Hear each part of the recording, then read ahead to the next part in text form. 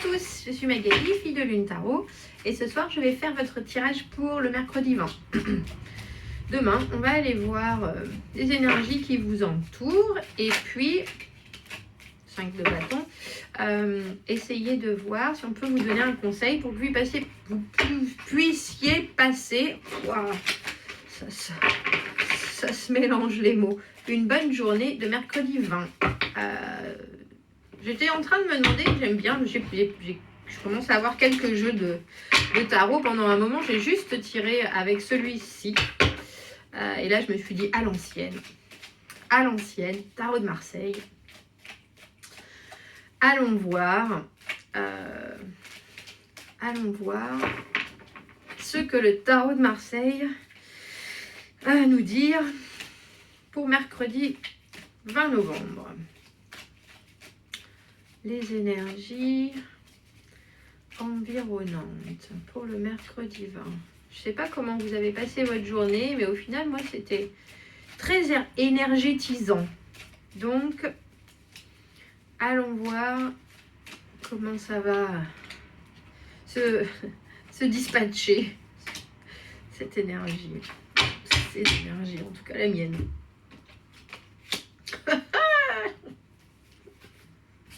Mais bien sûr. Bonjour, le diable à l'envers. Alors pour demain, mercredi, vous essayez de clore un chapitre. Non, pas vraiment. Vous essayez de mettre derrière vous ce que vous savez être vos mauvais côtés. C'est-à-dire que vous aurez peut-être des envies... le diable, c'est la possession. C'est la possession, pas que spirituelle, genre l'exorciste. Hein, c'est quelqu'un de possessif. C'est quelqu'un qui a tendance à vouloir être dans toutes les fêtes, qui veut tout savoir, qui veut avoir le contrôle sur tout. Peut être très joueur, hein, le diable, c'est pas forcément une mauvaise personne. Et là, si vous êtes dans cette humeur-là, à l'envers, c'est que il y a des choses que vous savez pas bonnes chez vous. Il y a des choses où à chaque fois que ça se passe, vous vous dites ah, pourquoi je me suis encore mis dans cet état, pourquoi. Et là, demain, vous savez qu'il faut que vous gardiez un certain détachement.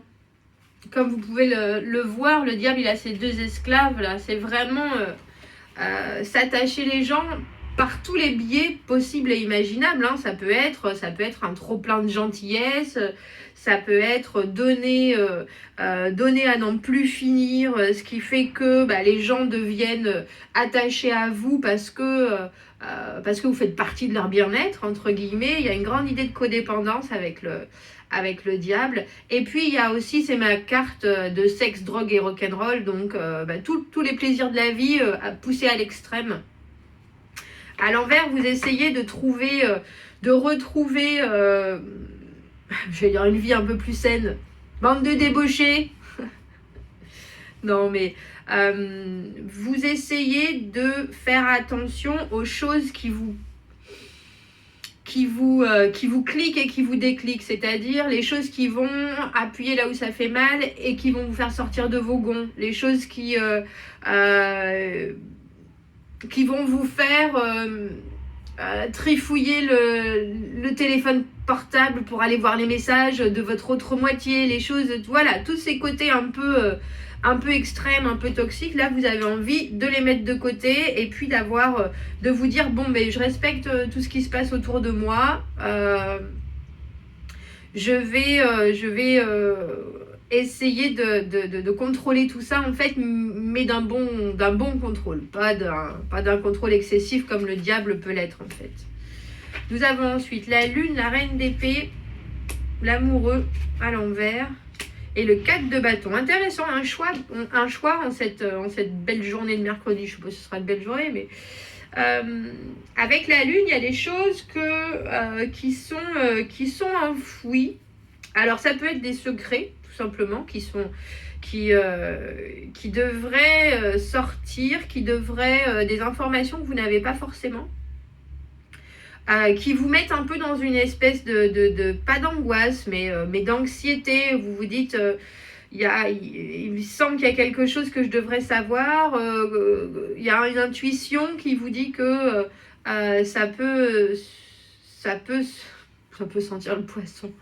Ça peut sentir quelque chose de louche, ouais, il me semble. Et puis avec cette reine d'épée, vous avez besoin de précision, mais besoin dans le sens où vous voyez clairement votre côté des choses et vous êtes clair dans votre tête par rapport à une situation. Clair dans votre tête, la reine d'épée, elle sait où elle va, elle sait ce qu'elle veut, elle tranche. Elle a un côté justement beaucoup plus détaché que le diable. Et je pense que c'est ce vers quoi vous tendez demain.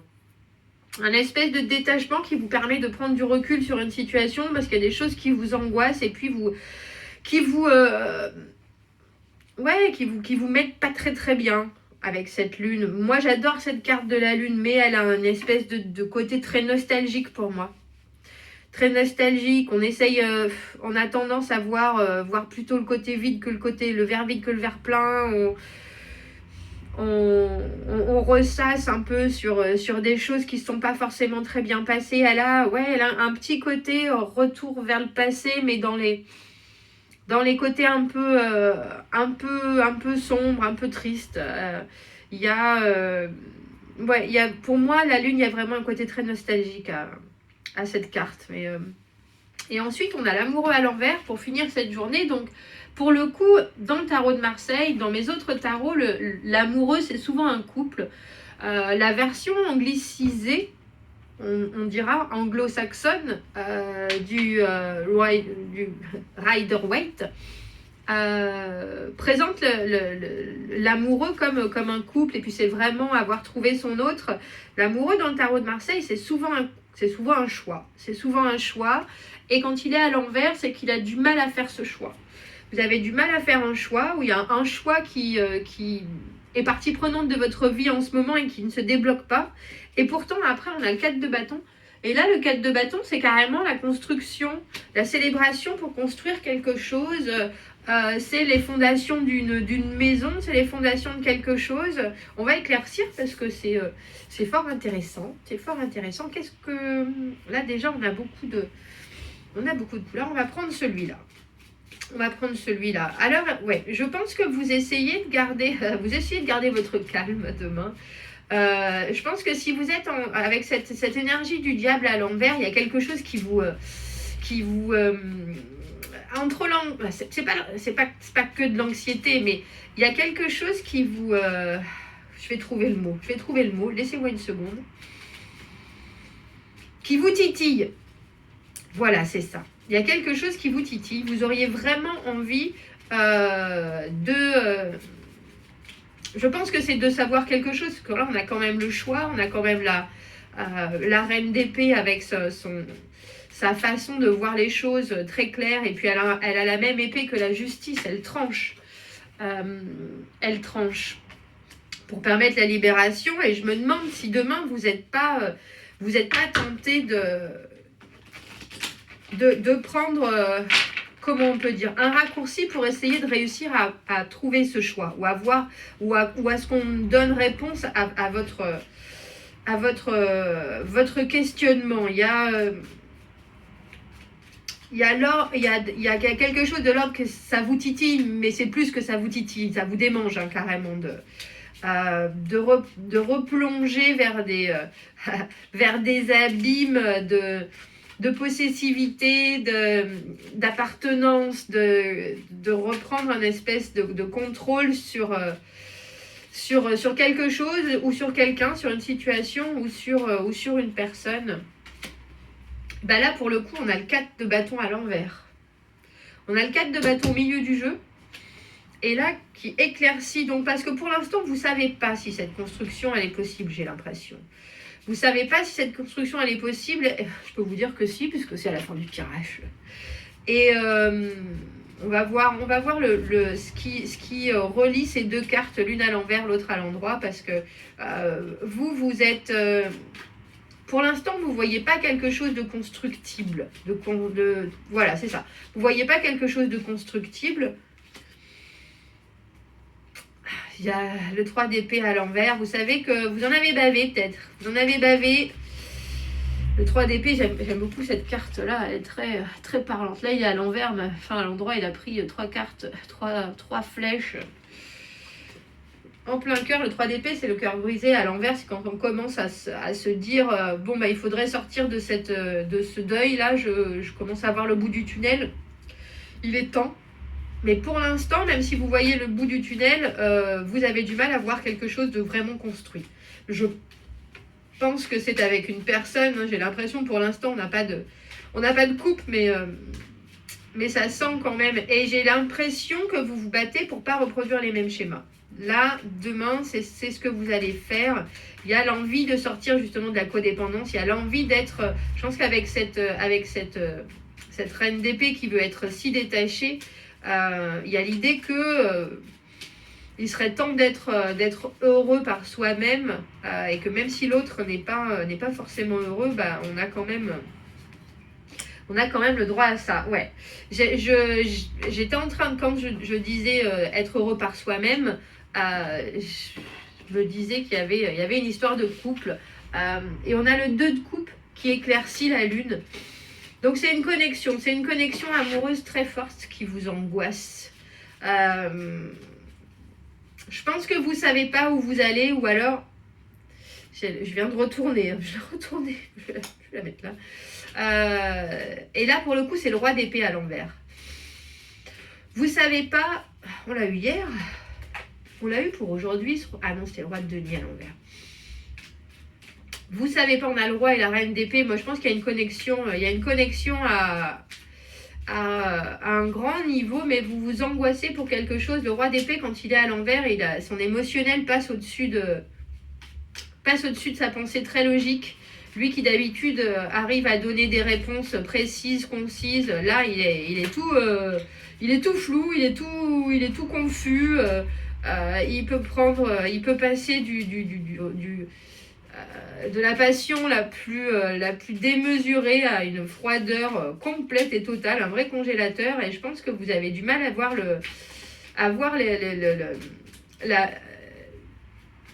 la vérité des choses dans ces actes qui ont l'air un peu anarchiques, on dira, un peu anarchiques. Il y a du bon pour demain, je viens de voir le 10 de denier.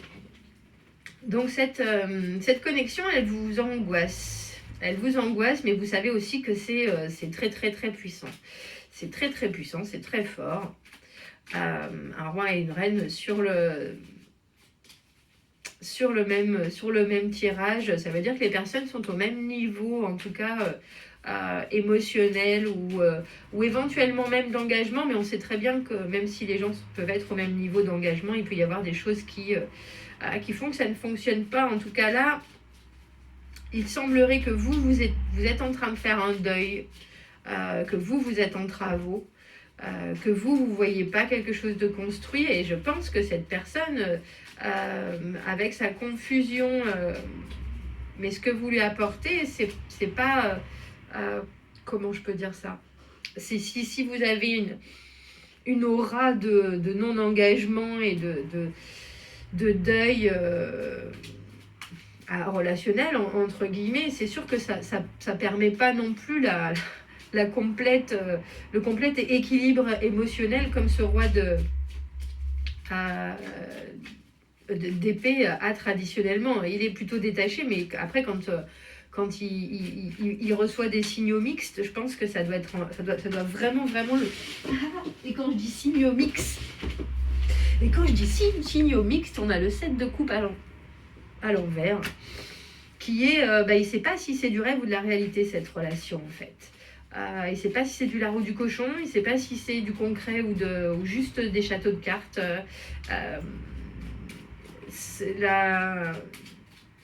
La confusion, je pense, est véhiculée par le propre message que vous envoyez en fait. message que vous envoyez. Et je pense que vous-même, vous avez du mal à équilibrer les choses. J'ai la reine d'épée. La reine d'épée et la justice à l'envers. Oui, je vous parlais de la justice. Si on avait eu un autre jeu, il y aurait eu cette épée. Hein, là, vous avez, vous, du mal à réussir à trouver l'équilibre entre ce que vous voulez et ce que vous voulez. Et demain, on dirait que ça va pas en s'arrangeant.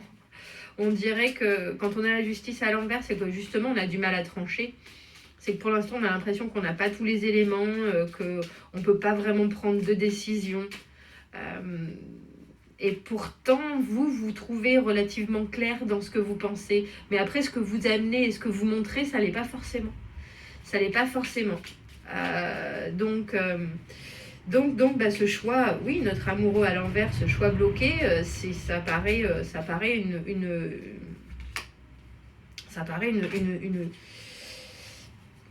une sortie logique par rapport à ce comportement-là, quoi. Après, on a la force à l'envers et le 3 de denier. Alors, j'ai l'impression que vous trouvez ça presque douloureux. C'est très difficile, cette décision. La force à l'envers, c'est pas réussir à se dominer, pas arriver à contrôler les émotions, mais aussi les choses qui se passent. Donc, je pense que vous devriez rester sur cette énergie-là, qui est de bâtir quelque chose, mais c'est l'échange, c'est la discussion, c'est la communication. Le 3 de denier, il bâtit des belles choses, vous voyez, avec leur connaissance à 3 et leur positionnement, ils arrivent à faire quelque chose. Et là, j'ai l'impression que pour vous, demain, c'est ça, c'est réussir à se positionner par rapport à ce que vous voulez et à ce que vous voulez créer et construire, en fait. Et j'ai l'impression que vous mettez de côté le fait que c'est aussi votre choix. C'est pas forcément que la personne en face, c'est aussi ce qu'on amène. Et quand on a du mal à contrôler ce qui se passe et à se positionner clairement, c'est sûr que du coup, le choix ou la décision peut pas se faire, en fait. Ouais, nous revoilà avec notre roi de denier à l'envers. Sur le 4 de bâton, du coup, on a 2 rois maintenant. J'ai l'impression que je le prendrai pas comme une autre personne. J'ai pas l'impression que ça soit une autre personne. J'ai pas l'impression que ça soit un deuxième roi. J'ai l'impression que c'est plus l'énergie de vous deux, en fait. Le 4 de bâton, c'est la construction de quelque chose de solide, pour le coup. Mais là, ça va dans le sens de ce que je disais tout à l'heure. C'est difficile de donner. Le roi de denier, il donne du concret, il fait avancer les choses, mais de façon matérielle. Il construit, il est décidé, il va de l'avant. Quand il est à l'envers, il perd de ses capacités justement à construire des choses, à mettre les choses en branle, comme on dit, à porter sa pierre à l'édifice. Il est coincé mais il y a vraiment du potentiel. Parce que le 4 de bâton, c'est le début de la construction. On s'est décidé et puis on commence à mettre en marche les choses pour que les choses se réalisent. Après, demain c'est vous qui... j'ai l'impression que c'est vous qui allez mener la danse. J'ai la roue de fortune à l'envers. La roue de fortune, c'est les hauts et les bas, les cycles. Quand elle est à l'envers, c'est qu'elle est bloquée quelque part. Je vous avouerai que ça sent à plein nez le schéma répétitif. On est dans une situation qu'on a déjà vécue, on essaye de s'en échapper. On a beaucoup de mal demain. On a beaucoup de mal. On remet en route des choses qu'on n'aime pas forcément chez nous, dont on préférerait se séparer. Mais tant que vous j'allais dire vous soignez pas votre karma, mais c'est un peu ça, hein. Tant que vous n'arrivez pas à passer au-dessus de certains blocages, ça avance pas. Ça avance pas. Et là, pourtant, il y a un vrai potentiel avec ces deux, avec le roi d'épée, la reine d'épée. Vous savez ce que vous voulez tous les deux, mais j'ai l'impression que votre énergie à vous, elle est plutôt confuse. Elle est plutôt confuse. Du coup, au lieu d'être dans le partage et d'être dans l'avancement concret, ça bloque. Ça bloque. Et puis j'ai l'impression que vous le savez, la force à l'envers, il y a une idée de savoir qu'on est un peu qu'on est un peu minable. C'est vrai ça. Si vous voyez ce que je veux dire, qu'on fait pas au mieux de notre ou potentiel ou possibilité. On se défile. Voilà, c'est ça que je cherchais. On sait un peu qu'on se défile. Donc prenez les choses doucement. Ce 3 de denier là qui est là, qui dit faites dans l'associatif, faites dans le facile, faites des mots croisés ensemble. C'est quelque chose qui ne vous engage pas, mais qui engage votre esprit, vous voyez ce que je veux dire? Quelque chose qui peut vous dire, oui, avec cette personne, ça colle vraiment à plein de niveaux différents, sans pour autant que vous ayez besoin de vous engager émotionnellement, si c'est ça qui pose un problème. Quel conseil on peut vous donner pour demain alors? Quel conseil peut-on vous donner pour demain?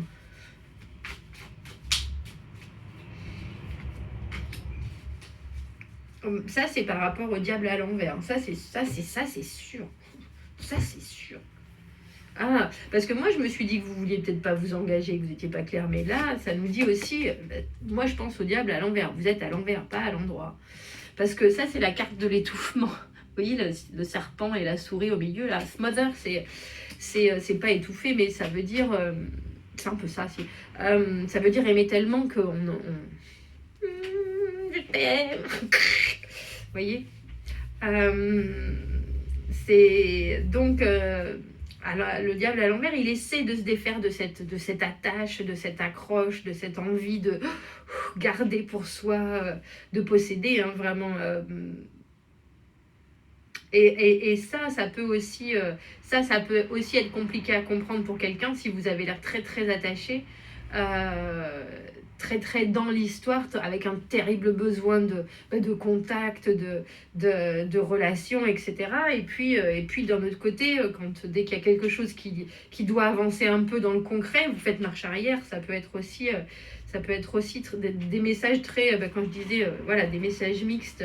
Ça peut être aussi compris de façon...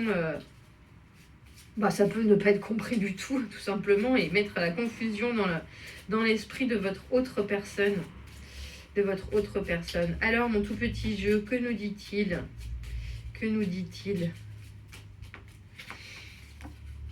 Il dit courage, je crois que c'est... Oh, dis donc, j'ai bien mélangé pourtant. C'est la même chose qu'aujourd'hui. Il dit courage et colère. Je pense que c'est contre ça qu'il faut lutter.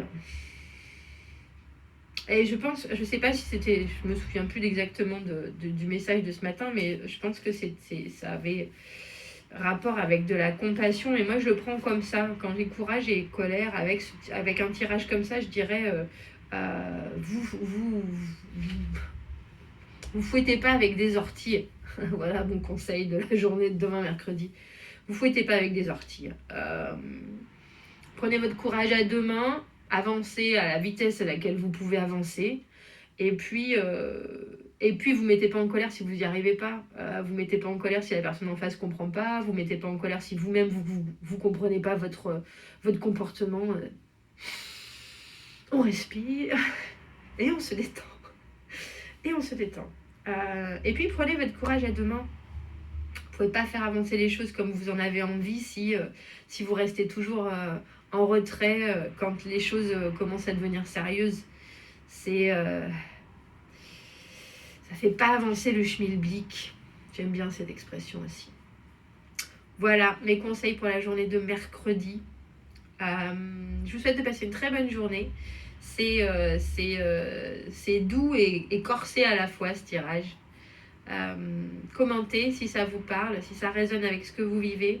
Abonnez-vous à la chaîne, aimez les vidéos. Si vous avez besoin d'un tirage privé, il faut que j'arrive à trouver le nom de la petite boîte qu'il y a là où il y a ma biographie ou je sais pas exactement le nom. Avec mon adresse email, envoyez-moi un mail, je vous enverrai toutes les informations nécessaires si vous avez besoin d'un peu plus de guidance. Je vous souhaite une très bonne journée de mercredi. Au revoir.